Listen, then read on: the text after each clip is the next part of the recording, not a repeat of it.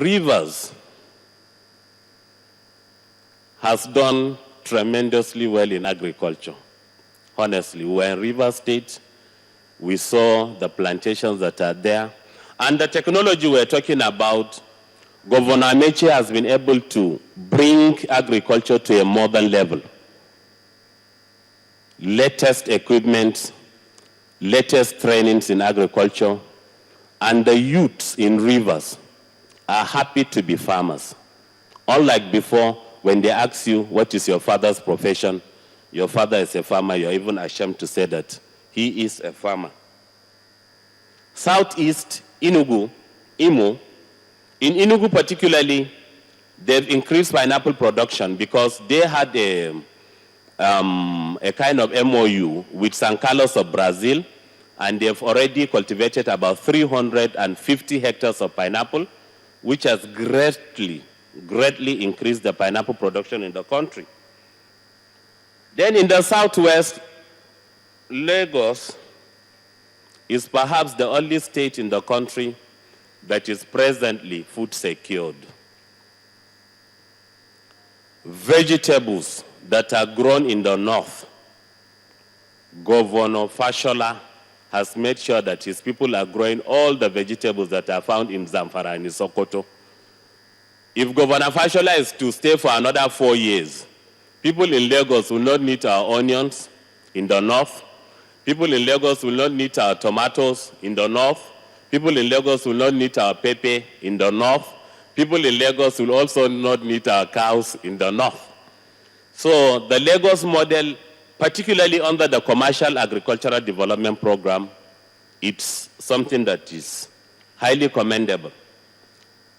I've just been given a cue that I have less than 2 minutes, but I would just like to finish by talking about the way forward. We've seen the overview generally of all that is happening presently. I want to give my candid opinion on the way forward. The first thing that should be done is, who are the real farmers? When I say real farmers, people that are on the field presently practicing, does Nigeria has a database of all the farmers like we have of the voters? We have a voters register. Do we have a tangible farmers database? The ecological differences we talked about, the differences in rainfall, the differences in edaphic soil factors, means that the type of fertilizer to be applied in each of the zones is different. By now, we're supposed to have a comprehensive soil map so that you know that your soil is acidic, then you apply alkaline fertilizer to balance it. Or you know that your soil is alkaline, then you apply acidic fertilizer to balance it. When you apply acid to acid, you're just burning the soil. So through inaccurate and incorrect fertilizer application, we've lost so many soils in the country. Efficient water management systems. His Excellency, the President, I just saw him this morning at Katsina. He was saying that they want to establish more water systems in Katsina. The problem of Katsina State is not water. They have plenty of water in that region. The Jibia Dam in Katsina is meant to produce all the wheat requirements of the country and all the tomatoes requirements. What Katsina needs now is a post-harvest processing plant so that the tomatoes, the onions, the cabbages, the carrots that is being produced in the Jibia axis, the Bacolori Dam in Zamfara State, the Goronyo axis in Sokoto State, garlic, onion, tomatoes are being wasted. So the problem is not of water now. The problem is post-harvest. People produce and there is no market. Tomatoes are wasted, onions are wasted, even rice, they are all wasted. The last time we did the peer review of the 36 states, Excellencies, distinguished guests, we did not see a single functional government-owned post-harvest processing plant in any of the 36 states. None. The access to credit, improved gender consideration. Women are performing excellently in agriculture.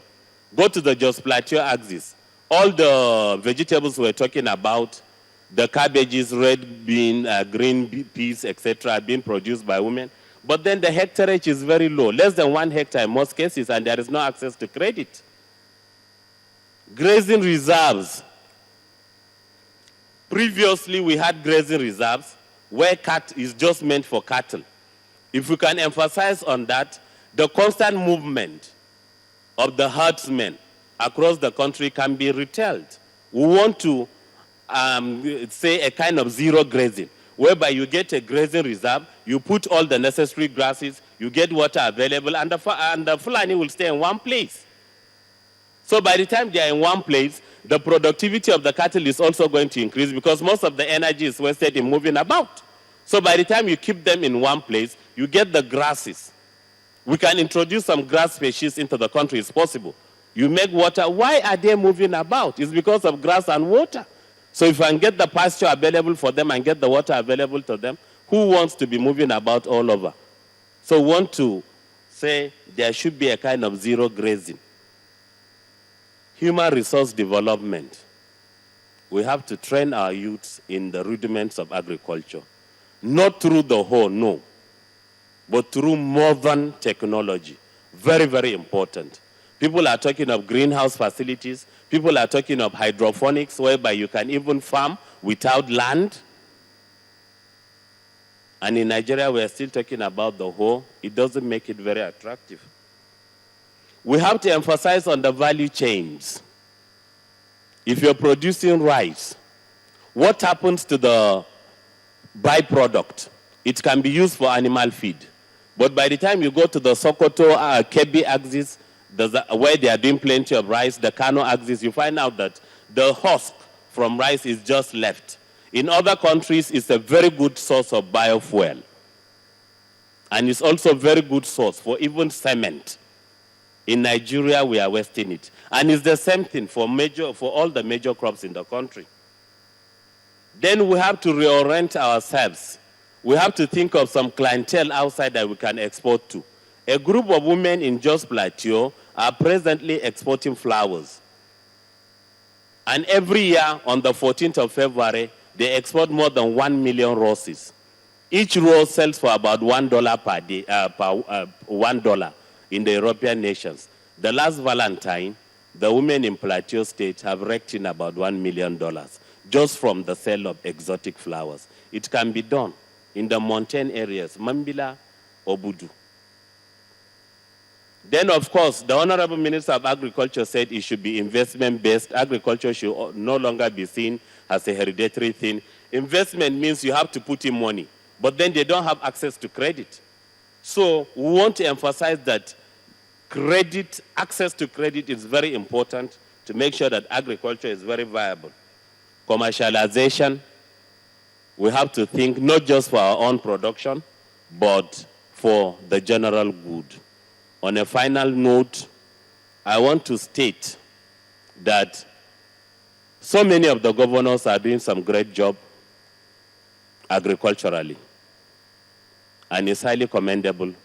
The truth of the matter is more has to be done. Thank you very much, Your Excellencies, for your attention.